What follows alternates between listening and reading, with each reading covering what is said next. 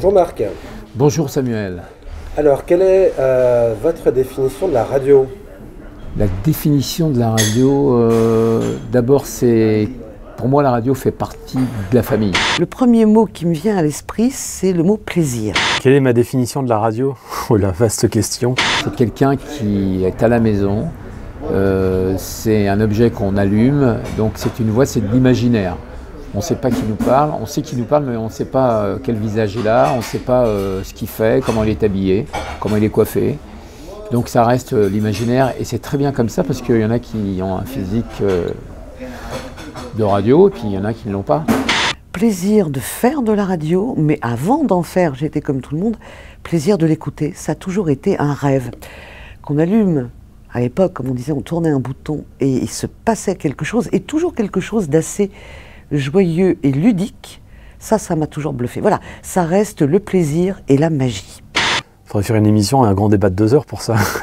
Ma définition de la radio, l'objet, une passion, une vie, une rencontre, un coup de foudre, un ensemble de choses. Je pense qu'il y a un peu de tout ce que je viens de te dire là. Elle reste ma passion, elle l'a toujours été depuis l'âge de 12 ans et elle l'est encore aujourd'hui à l'âge de plus de 50 ans. Donc la radio pour moi c'est un bonheur de l'avoir dans la voiture, dans la salle de bain, sur mon iPhone. Ça fait partie de ma vie. Ma définition de la radio, c'est avant tout un média d'expression sur lequel on a tous, à un moment donné, flashé dans notre vie. Une passion qui nous a donné envie d'en faire notre métier aujourd'hui. Est-ce que vous pouvez nous parler de votre première expérience radiophonique? Oui, tout à fait. C'était en 1980, c'était au Club Méditerranée. Ils avaient créé effectivement une radio du club. Et c'est là que vraiment je me suis révélé, enfin pas bon animateur, mais enfin quelqu'un qui pouvait parler aisément devant un micro. Alors je pense que j'ai commencé à penser à la radio, je devais avoir 5-6 ans, parce que j'ai un grand-père qui était fou de radio, qui ne s'est jamais fait à RTL, mais a toujours dit Radio Luxembourg et Europe numéro 1. Et il écoutait sans arrêt. Et quand il venait déjeuner le week-end, tous les dimanches à la maison, il fallait que je m'occupais, il me donnait de l'argent de poche et je m'occupais des piles pour son petit poste qu'il écoutait, il ne ratait pas le tiercé. Donc ça a été bon an mal an avec la musique, avec les bouquins, les magazines de l'époque. Petite radio déjà qui s'installait dans la tête. Tout jeune, j'écoutais Europe 1, qui était un peu la radio de mes parents. Et ça m'arrivait quelquefois de jouer à quelques jeux que Yann Egan à l'époque, ou François Divot nous proposait. Donc j'étais déjà un petit passionné. Mais ma vraie révélation, c'était à l'âge de 20 ans au Club Méditerranée. Première expérience radiophonique, ouais, j'avais 14 ans. Sur une radio associative qui s'appelait Radio Éphémère, qui devait être écoutée par 2 auditeurs et demi, je pense. Et la première expérience radio était dans une école rue du Faubourg Saint-Honoré, où on avait fait une fausse émission. Mais la première expérience réelle, ça date d'un temps, c'est Mathusalem, c'était à Radio Andorre. Là, donc c'était assez drôle. Mais au début, on est assez jeune et assez fou pour pas se rendre compte de l'impact que ça peut avoir. On ne parle plus pour les copains qui sont dans la même pièce.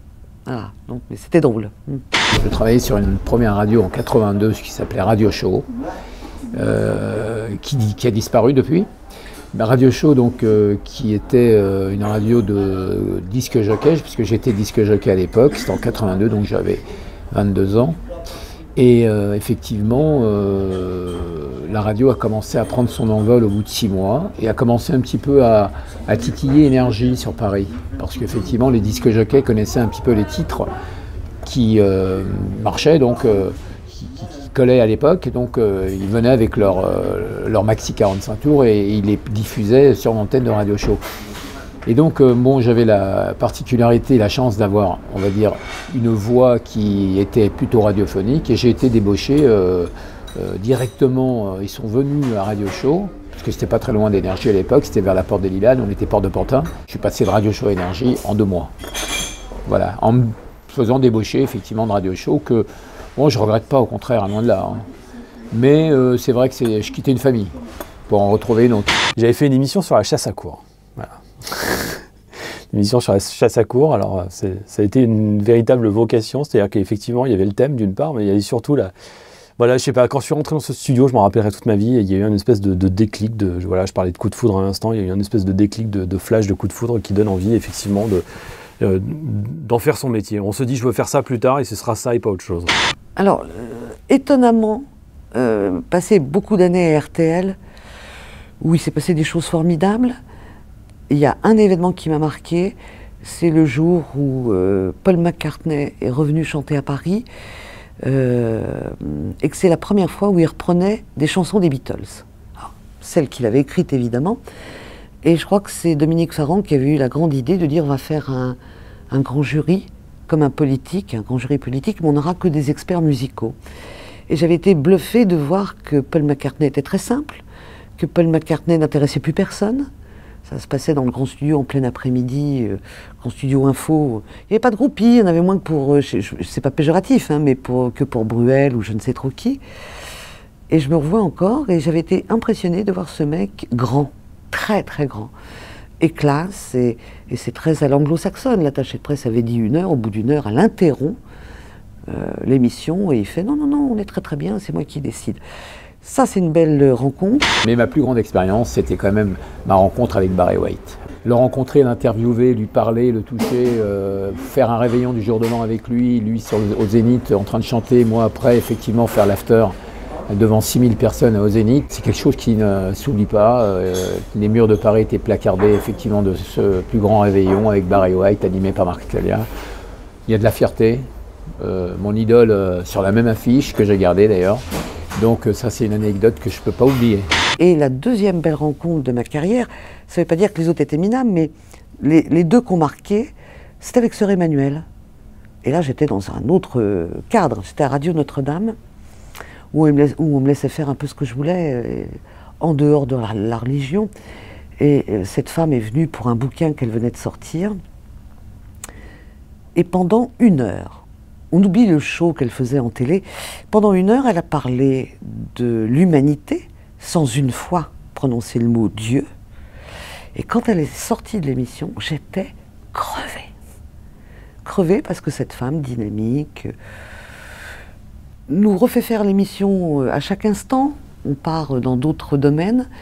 Et elle nous amène tellement à se poser des questions sur nous-mêmes. Je suis sortie de là au bout de une émission, ça fait 52 minutes. Sortie de là épuisée. Elle m'a épuisée. Mais elle m'a donné aussi des pistes de réflexion, mais elle m'a crevée. Et généralement, c'est l'animateur qui doit crever un invité, pas le contraire. Donc voilà, c'était Paul McCartney, Sœur Emmanuelle. Bon, il y en a eu d'autres, mais ça, c'est 2 moments très marquants. Ouais.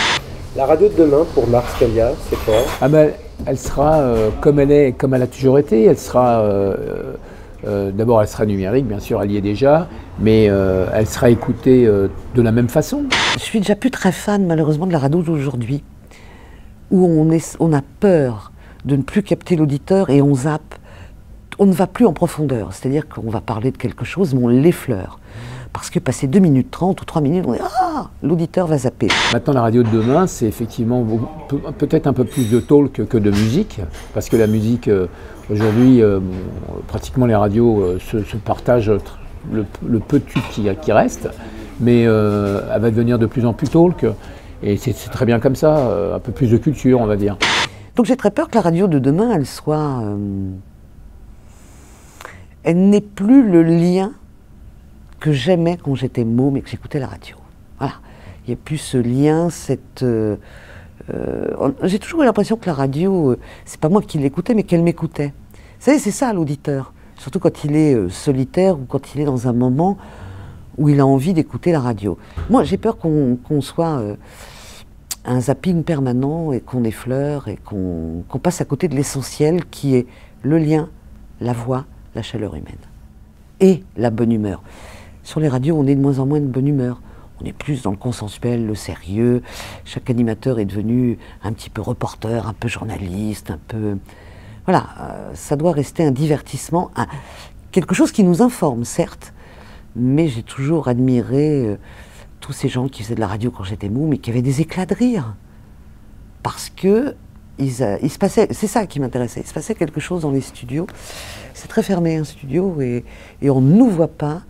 Et je regrette bien qu'on mette des webcams maintenant partout. La radio doit rester un peu secrète et magique. C'est un message très sincère. C'est de féliciter les nouvelles équipes d'énergie